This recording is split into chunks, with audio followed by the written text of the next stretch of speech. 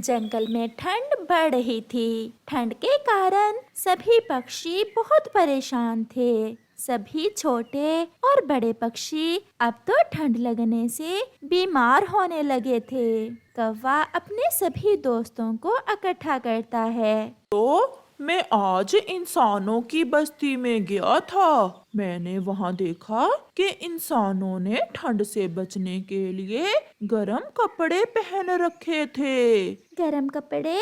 कौवे भैया, वो कैसे होते हैं? सुनो तो, गरम कपड़े जैसे सर पर टोपी, मफलर और गरम कपड़े। क्यों ना हम पक्षी भी अपने लिए गरम कपड़े बना लें। यार कौवे, बात तो तुम्हारी ठीक है, मगर वो गरम कपड़े बनेंगे कैसे? इस बात की तो मुझे अभी तक समझ नहीं आई कि आखिर वो गरम कपड़े कैसे बनते हैं। किसान की पत्नी ने हमेशा हमारी मदद की है। चलो हम किसान की पत्नी के पास जाते हैं, वही हमें बताएगी कि गरम कपड़े कैसे बनाते हैं। किसान की पत्नी से मेरी तो बनती नहीं है। वो मुझे देखते ही जलती हुई लकड़ी उठा लेती है। ये काम तो चिड़िया ही करेगी। चलो तोते भैया, हम जाते हैं किसान की पत्नी के पास। फिर चिड़िया और तोता किसान की पत्नी के पास जाते हैं। आओ भी पक्षियों, आज क्या समस्या लेकर आए हो? क्या फिर से भोजन नहीं मिल रहा जंगल में? नहीं माँ जी, जंगल में भोजन तो है, मगर ठंड बहुत है। हम सब ठंड से बीमार हो रहे हैं। माँ जी, हम आपसे पूछने आए हैं कि गरम कपड़े जैसे गरम टोपियाँ कैसे बनाए जाते हैं। तो आप अपने लिए गरम कपड़े बनाने का सोच रहे हो? हाँ माँ जी, कौवे ने बताया है कि इंसान गरम कपड़े पहनकर ठंड से बच जाते हैं। गरम कपड़े बनाने के लिए सबसे पहले हमें कपास की जरूरत होती है। वो तो हमारे जंगल में है। फिर कपास से बनाई जाती है रुई, और रुई से बनता है धागा, और धागे से बनते हैं गरम कपड़े। क्या आप ये सब कर लोगे? माँ जी, अगर पक्षी कोशिश करें तो सब कर सकते हैं। हमें खुद को सुरक्षित रखने के लिए अब कुछ ना कुछ तो करना ही होगा। आपका बहुत बहुत धन्यवाद माँ जी। अब हम चलते हैं, हमें जाकर बहुत काम करना है। फिर चिड़िया और तोता वहाँ से चले जाते हैं। वो सीधे पहाड़ों पर जाते हैं। कौवा और कबूतर भी उन्हें वहाँ मिल जाते हैं। पहले कपास को इकट्ठा करना होगा और फिर बाद में बाकी का काम। किसान की पत्नी ने बताया है कि गरम कपड़े कैसे बनेंगे। सब पता चल गया है। चलो अब सब मिलकर कपास इकट्ठा करते हैं। फिर वो सब मिलकर कपास को एक जगह इकट्ठा करते हैं। वो शाम तक काम करते हैं। अब हमारे पास कपास तो है, मगर कपास से रुई बनाने के लिए हम चरखा कहाँ से लेंगे? अब क्या होगा? चरखा तो नहीं है हमारे पास। क्या हम अपने लिए गरम कपड़े नहीं बना पाएंगे? कबूतर भैया, इतनी जल्दी मायूस नहीं होते। हम सोचते हैं कोई ना कोई उपाय तो मिल जाएगा। रात हो जाती है और वो सब अपने अपने घर को चले जाते हैं। कालू जी, आज सुबह से कहाँ थे तुम? हम गरम कपड़े बनाने के लिए कपास इकट्ठी कर रहे थे। तो क्या बना लिए गरम कपड़े? कहाँ, कपास तो इकट्ठी कर ली, मगर अब रुई बनाने के लिए चरखा नहीं मिल रहा। सब इसी बात को लेकर परेशान हैं। चंदा माँ से? और कहाँ से? मेरी माँ मुझे बताया करती थी कि चंदा माँ के पास एक ऐसा चरखा है जिसे वो रुई बनाती है। गोरी, क्या आप चंदा माँ से एक दिन के लिए उसका चरखा लेकर आ सकती हो? अगर मेरा कालू मेरे साथ जाए तो फिर मैं ऐसा कर सकती हूँ। आज तो पूनम की रात है, चंदा माँ भी जाग ही रही होंगी। चलो हम दोनों अभी उसके पास जाते हैं। फिर गोरी और कालू चंदा माँ की तरफ उड़ते हैं। वो बहुत तेज उड़ते हैं। बादलों से ऊपर जाने में उन्हें कुछ ही देर लगती है। चंदा माँ भी जाग रही थी। इतनी रात गए आप दोनों यहाँ कैसे आए हो कौवो, इतनी दूर? चंदा माँ, हमें बहुत ठंड लगती है, हमने अपने लिए गर्म कपड़े बनाने हैं। चंदा माँ, कपास तो मिल गई है मगर चरखा नहीं मिल रहा। तो मेरा ये चरखा ले जाएं आप, हम इसीलिए आपके पास आए थे चंदा माँ। मुझे आपकी मदद करके बहुत खुशी होगी। फिर कौवा और कौवी चंदा माँ से चरखा लेकर वापस जमीन की तरफ उड़ते हैं। गोरी तो सीधी जमीन पर छलांग लगा देती है और कालू कौवा भी उसके पीछे पीछे पहुंच जाता है। वो बहुत खुश थे क्योंकि उन्होंने हिम्मत की और चंदा माँ से चरखा ले लिया था। दूसरे दिन सब पक्षी चरखे से रुई बनाते हैं। चिड़िया उनके लिए गरम कपड़े तैयार करती है। वो सब बहुत खुश थे।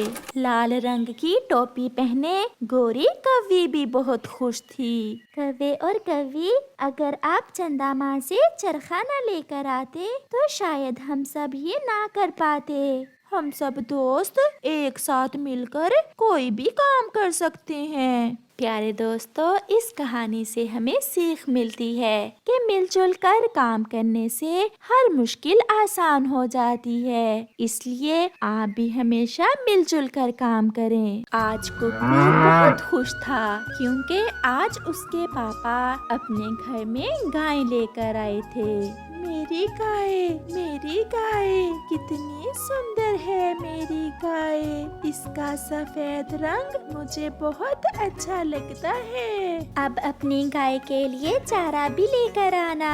अगर आप इसे हरा घास खाने को दोगे तो फिर ही ये हमारे लिए दूध भी देगी। मैं अपनी गाय के लिए अभी घास लेने जाता हूँ। मुझे बहुत शौक है अपनी गाय की देखभाल करने का। फिर कुकू अपनी नई गाय के लिए घास लेने चला जाता है। जग्गू जग्गू, मेरे पापा आज मेरे लिए गाय लेकर आए हैं। सफेद रंग की है हमारी गाय और पता है मेरी गाय दूध भी देती है। मुझे तो जानवर रखना बिल्कुल भी अच्छा नहीं लगता। कौन उठाएगा गोबर तुम्हारी गाय का? मैं अपनी मम्मा के साथ सारे काम में मदद करूँगा। और पागल, अगर गाय ना हो तो हमें मीठा दूध कहाँ से मिले पीने को?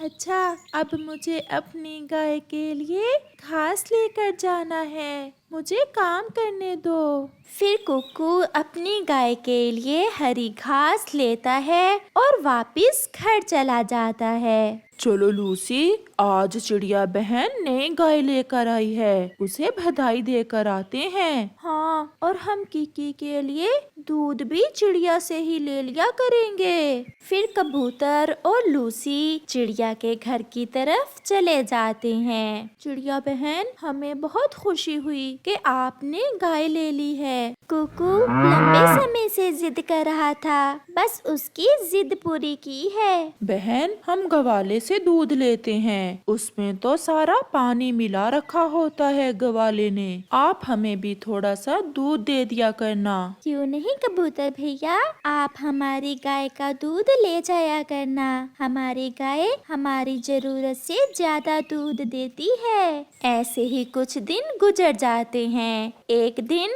गोरी कौवी कालू से कहती है, कालू, कल चिड़िया मुझे थोड़ा सा दूध देकर गई थी। बहुत स्वादिष्ट था चिड़िया की गाय का दूध। और तुमने अकेले ही सारा दूध पी लिया? पापा, मम्मा ने मुझे भी नहीं दिया। थोड़ा सा तो था, उसे पीकर तो मेरा भी पेट नहीं भरा। मैं तुम्हें कहाँ से दे देती? तो फिर मुझे भी चिड़िया की गाय का दूध पीने के लिए कोई योजना बनाना होगी। फिर शैतान कालू कौवा रात को चिड़िया के घर जाता है। चिड़िया ने अपनी गाय अपने पेड़ के साथ बांधी हुई थी। कालू कौवा एक बड़ा पाइप लगाता है और चिड़िया की गाय का सारा दूध एक पेड़ पर बैठकर पी लेता है। मजा आ गया, आज पहली बार पेट भरकर दूध पिया है। मैं कल फिर ऐसा ही करूँगा। फिर कालू कौवा वहाँ से चला जाता है। सुबह हो जाती है। मम्मा, ये क्या, आज आप खाली बर्तन ही ले आई हैं? क्या हमारी गाय ने दूध नहीं दिया आज? कुकू बेटा, न जाने क्या हुआ, आज हमारी गाय ने दूध ही नहीं दिया, शायद भूखी होगी। मम्मा, आप चिंता ना करें, आज मैं अपनी गाय के लिए कल से ज्यादा घास लेकर आऊंगा और हमारी गाय बाल्टी भर के दूध देगी। और मैं गाय के लिए कुछ फूल लेकर आता हूँ, जिन्हें खाने से हमारी गाय का दूध बढ़ जाएगा। फिर कुकू अपनी गाय के लिए हरी घास और उसके पापा फूल लेने चले जाते हैं। शाम को वो अपनी गाय को अच्छे अच्छे भोजन खिलाकर सो जाते हैं। जैसे ही रात होती है, कालू कौवा फिर से बड़ा पाइप लेकर आ जाता है और फिर से सारा दूध पी जाता है। मगर आज चिड़िया ने कालू कौवे को दूध पीते देख लिया था। तो ये कालू कौवा है जो हमारी गाय का दूध पी लेता है। मुझे इसका कुछ ना कुछ तो करना होगा। हो, गोरी, मैंने आज फिर चिड़िया की गाय का दूध पी लिया। अब चिड़िया उठाएगी गोबर और मैं पीऊंगा चिड़िया की गाय का दूध। कालू जी, आज मुझे भी साथ ले जाना, मैं भी पेट भर कर दूध पीऊंगी। चिड़िया ने भी कालू को सबक सिखाने की पूरी तैयारी कर रखी थी। चिड़िया ने एक बाल्टी में गाय का गोबर पानी में मिलाकर गाय के पास रखा हुआ था। मम्मा, मम्मा, आज तो कालू अंकल को अच्छा सबक मिलने वाला है। आप जल्दी से घर चलो, वो कालू का बच्चा आने ही वाला होगा अपना पाइप लेकर। फिर थोड़ी देर बाद गोरी और कालू गाय का दूध पीने आ जाते हैं। रोज की तरह कालू अपना पाइप लगाता है और पेड़ पर जाकर बैठ जाता है। चिड़िया चुपके से छुपकर वो पाइप गोबर मिले पानी वाली बाल्टी में रख देती है। फिर कालू जैसे ही पाइप को चोंच लगाकर दूध पीने लगता है तो उसके मुंह में गोबर वाला पानी चला जाता है। अरे ये क्या, आज दूध का स्वाद कैसा है? लाओ, मैं पीती हूँ। मुझे पता है तुम इसलिए ऐसा कह रहे हो कि सारा दूध तुम ही पी जाओ। फिर गोरी पाइप को मुंह लगाकर एक बड़ा घूंट खींचती है। ओ तेरी कालू, इसमें तो गोबर वाला पानी आ रहा है। तो क्या हमने गोबर पी लिया? गोरी और कालू वहाँ से भाग जाते हैं। कुकू और उसकी मम्मा उन्हें देखकर हंसे जा रहे थे। वो सीधे जाकर नदी में छलांगे लगा देते हैं। छी छी, गोरी, मैंने गोबर पी लिया। चिड़िया ने हमें गोबर वाला पानी पिला दिया कालू। ऐसे कौवे और कौवी को चिड़िया अच्छा सबक देती है।